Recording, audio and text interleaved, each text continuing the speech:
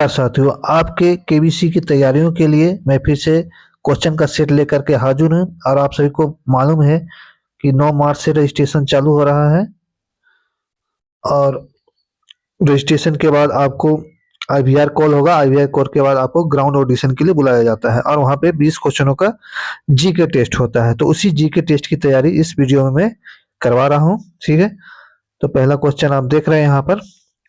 निम्नलिखित में से कौन सा भारत का सबसे दक्षिणी छोर है? निम्नलिखित में से कौन सा भारत का सबसे दक्षिणी छोर है? आप अपने साथ एक ओएमआर सीट रख सकते हैं और मेरे साथ सेट को मार सकते हैं। मैं थोड़ी देर रुकूंगा ताकि आप पहले अपना आंसर दे ले। ठीक है, option A Kanyakumari, option B है लक्ष्य पॉइंट, ऑप्शन सी है इंदिरा पॉइंट और ऑप्शन डी है रविंद्र पॉइंट।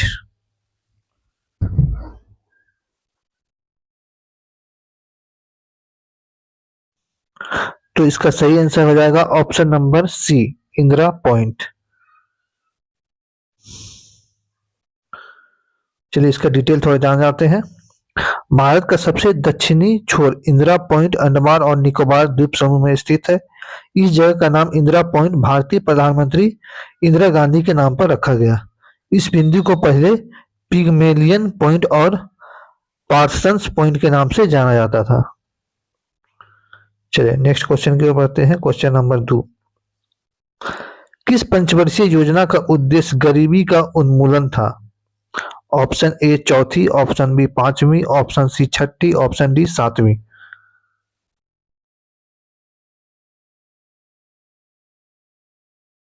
सही आंसर हो जाएगा ऑप्शन नंबर बी, पांचवी। थोड़ा डिटेल जानते हैं।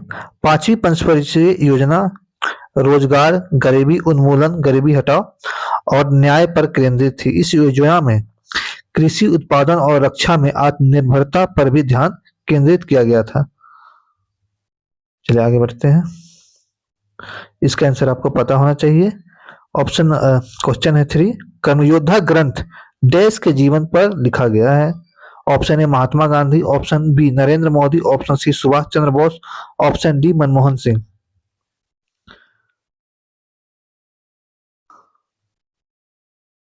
तो इसका सही आंसर हो जाएगा option number B, Narendra Modi. ये बहुत ही पुराना क्वेश्चन है, 2020 का है, थोड़ा देखिएगा।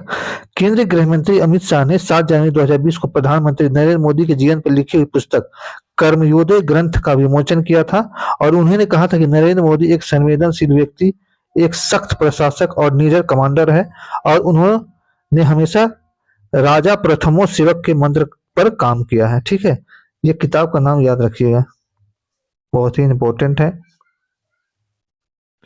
चलिए चौथा नंबर क्वेश्चन आप देख रहे हैं कि निम्नलिखित में से कौन दिल्ली का पहला सैयद शासक था? निम्नलिखित में से कौन दिल्ली का पहला सैयद शासक था? Option A Khizr Khan, option B Mubarak Shah, option C Mohammad Shah, option D Alam Shah.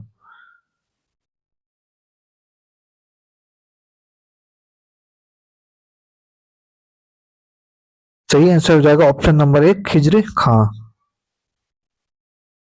तो डिटेल में देखते हैं। सैयद वंश जो कि 1414 से 51 तक रहा था, अफगान लोदी द्वारा विस्थापित होने तक तुगलक वंश के उत्तराधिकारियों के रूप में दिल्ली सल्तनत का शासक था। इस वंश ने सैयद या पैगंबर मोहम्मद के वंशज होने का दावा किया। दिल्ली का पहला सैयद शासक खिज्र खान शासनकाल 1414 से 21 था, जो पंजाब का सूबेदार था। खिज्र के उत्तराधिकारी मुबारक शाह को कुछ सफलता मिली, लेकिन 1434 में उसकी हत्या के बाद उसके 2 उत्तराधिकारी मोहम्मद शाह और आलम शाह अयोग्य साबित हुए। ठीक है, चलिए नेक्स्ट क्वेश्चन की ओर बढ़ते हैं। नेक्स्ट क्वेश्चन आपको दिख रहा होगा कि निम्नलिखित में से कौन नदी पूर्व की ओर बहने वाली नदी है? निम्नलिखित में से कौन सी नदी पूर्व की ओर बहने वाली नदी है? ऑप्शन ए है दामोदर, ऑप्शन बी है नर्मदा, ऑप्शन सी है तापी और ऑप्शन डी है मांडोवी।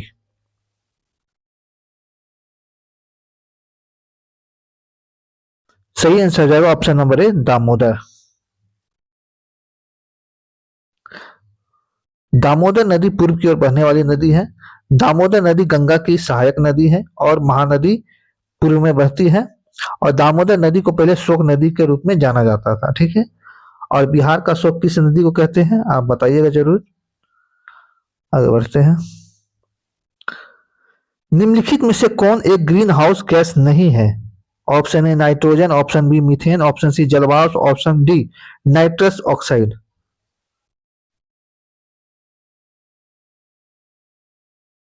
सही आंसर जाएगा ऑप्शन नंबर ए नाइट्रोजन, जो है ग्रीन हाउस गैस नहीं है।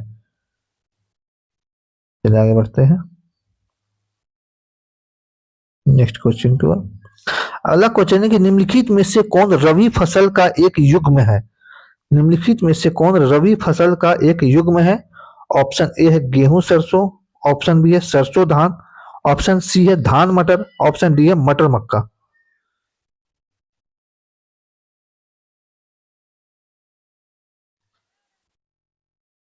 चलिए इसका सही आंसर जाएगा ऑप्शन नंबर ए गेहूं सरसों। ठीक है, रबी की फसल ठंडी के समय उगाई जाती है। चलिए आगे बढ़ते हैं। चलिए अगला क्वेश्चन आप देख रहे हैं कि भारत में किसी भी राज्य का मुख्यमंत्री बनने के लिए न्यूनतम आयु कितनी होनी चाहिए? ठीक है, ऑप्शन है 21 वर्ष, ऑप्शन बी है 25 वर्ष, ऑप्शन सी है 30 वर्ष, ऑप्शन डी है 35 वर्ष। इसका आंसर आपको पता होना चाहिए। सही आंसर हो जाएगा ऑप्शन नंबर बी 25 वर्ष। ठीक है, आगे बढ़ते हैं। चलिए करंट अफेयर का क्वेश्चन है, किस भारतीय मुक्केबाज बॉक्सर को एशियाई मुक्केबाजी परिषद के सदस्य के रूप में नियुक्त किया गया है? किस भारतीय मुक्केबाज को एशियाई मुक्केबाजी परिषद के सदस्य के रूप में नियुक्त किया गया है? मैरी कॉम, विजेंदर सिंह, अमित पंघल या फिर शिव थापा?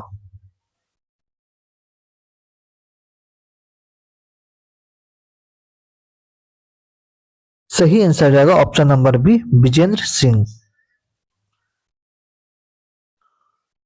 चलिए अगला क्वेश्चन है, ग्रैंड स्लैम में सिंगल्स कैटेगरी का 400वां मैच जीतने वाले दुनिया के पहले खिलाड़ी कौन बन गए? ग्रैंड स्लैम में सिंगल्स कैटेगरी का 400वां मैच जीतने वाले दुनिया के पहले खिलाड़ी कौन बन गए?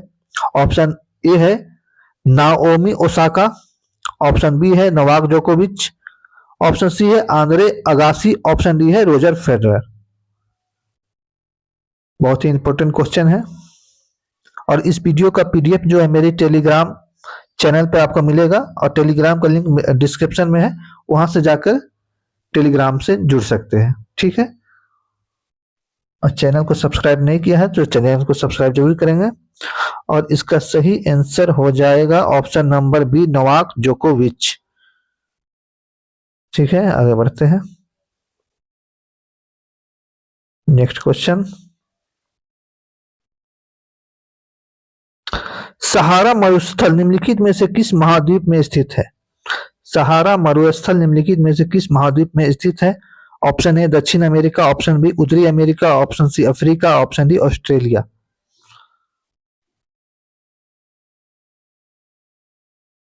सही आंसर जाएगा ऑप्शन नंबर सी अफ्रीका।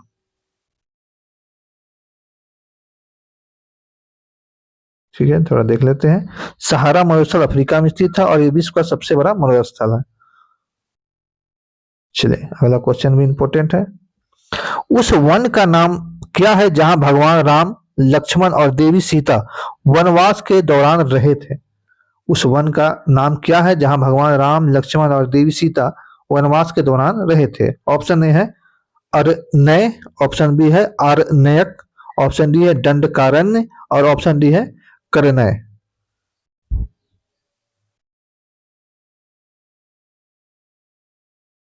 सही आंसर जाएगा ऑप्शन नंबर सी दंडकारण्य। ठीक है, दंडकारण्य में भगवान राम देवी सीता और लक्ष्मण ने अपना वनवास बिताया था। चलिए आगे बढ़ते हैं। BBC Indian sports women of the year 2025 के लिए किसे चुना गया है? BBC Indian sports women of the year 2025 के लिए किसे चुना गया है? Option A Smriti Mandhana, option B Harmanpreet Kaur, option C Shafali Verma, option D Deepti Sharma.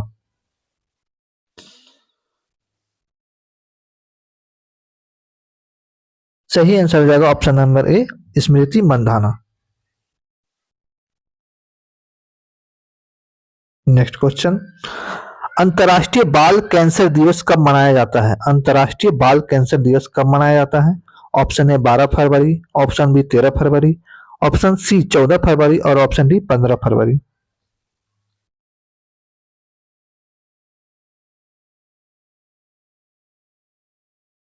सही आंसर जाएगा ऑप्शन नंबर डी, 15 फरवरी।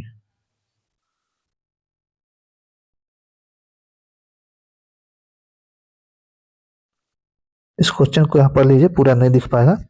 केंद्रीय सरकार ने वर्ष 2026 में कितने गणमान्य लोगों को पद्म अवार्ड यानी कि पद्म विभूषण, पद्म भूषण और पद्मश्री दिए जाने की घोषणा की है? बहुत ही इंपॉर्टेंट है, सब नोट डाउन करते जाइएगा। ठीक है, अब ऊपर करते हैं थोड़ा। चलिए यहां से देखिए, option A 45, option B 101, option C 120, option D 131।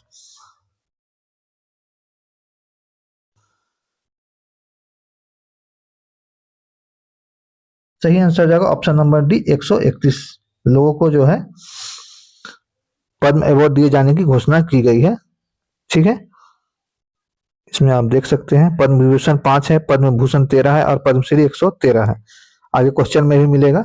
मैं इस सबको एक जगह के लिए इसलिए कर दिया हूं ताकि सब एक ही जगह हो जाए और याद हो जाए। ठीक है, चलिए, केंद्र सरकार ने वर्ष 2026 में कितने लोगों को पद्म विभूषण अवार्ड दिए जाने की घोषणा की है?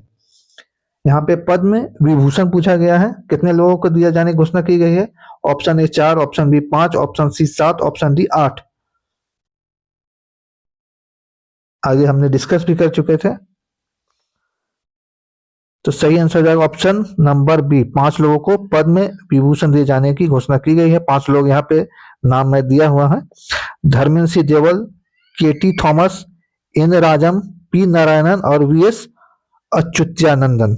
ठीक है, नाम भी याद रखिएगा 5 लोगों का। चलिए यहां देखते हैं, केंद्र सरकार ने कितने लोगों को पद्म भूषण अवार्ड 2026 देने की घोषणा की है? पद्म भूषण यहाँ पे पूछा है। ऑप्शन ए 7, ऑप्शन बी है 9, ऑप्शन सी है 13, ऑप्शन डी 20।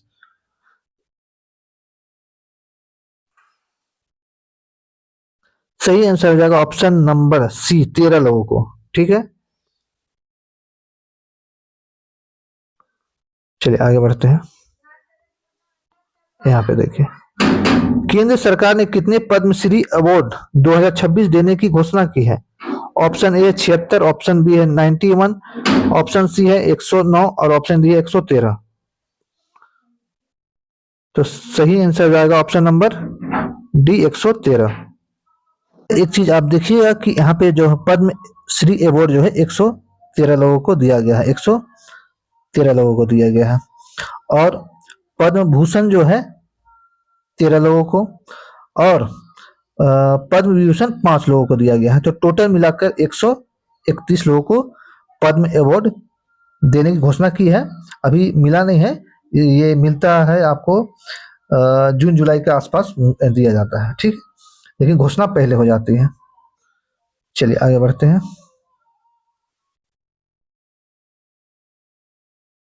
ये क्वेश्चन आप देख रहे हैं, क्वेश्चन को ध्यान से देखिएगा। हाँ आपसे दीजिएगा कि दिखाई गई तस्वीर किस पुरानी धरोहर जो कि बौद्ध धर्म से संबंधित है की है? ठीक है, दिखाई गई तस्वीर किस पुरानी धरोहर की है जो बौद्ध धर्म से संबंधित है की है? ठीक है, तस्वीर को ध्यान से देखिए और ये तस्वीर किसकी है ये आपको बताना है। ठीक है, तो ये तस्वीर किसकी है? कुतुब मीनार की है, सांची का स्तूप की है, शांति का स्तूप या सांची का स्तूप या फिर महावीर का स्तूप? Option A Qutub Minar, option B शांति का स्तूप, ऑप्शन सी सांची का स्तूप, ऑप्शन डी महावीर का स्तूप। तो इसका सही आंसर जाएगा ऑप्शन नंबर सी, सांची का स्तूप। ठीक है, आगे बढ़ते हैं। आखिरी क्वेश्चन है, 20वां क्वेश्चन। बरसाना की होली डैश के साथ खेली जाती है। बरसाना की होली डैश के साथ खेली जाती है। ऑप्शन ए टमाटर, ऑप्शन बी दूध, ऑप्शन सी पत्थर, ऑप्शन डी लाठी।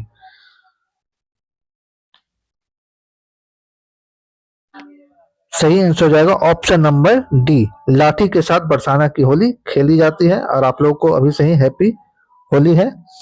और ये वीडियो कल खत्म हो चुका है और इस वीडियो का पीडीएफ आपको मेरे टेलीग्राम लिंक में मिलेगा। डिस्क्रिप्शन में उसका लिंक है, वहां से जुड़िए टेलीग्राम में और वहां पे इसका पीडीएफ आपको मिल जाएगा। चैनल को सब्सक्राइब नहीं किया तो सब्सक्राइब जरूर कीजिए।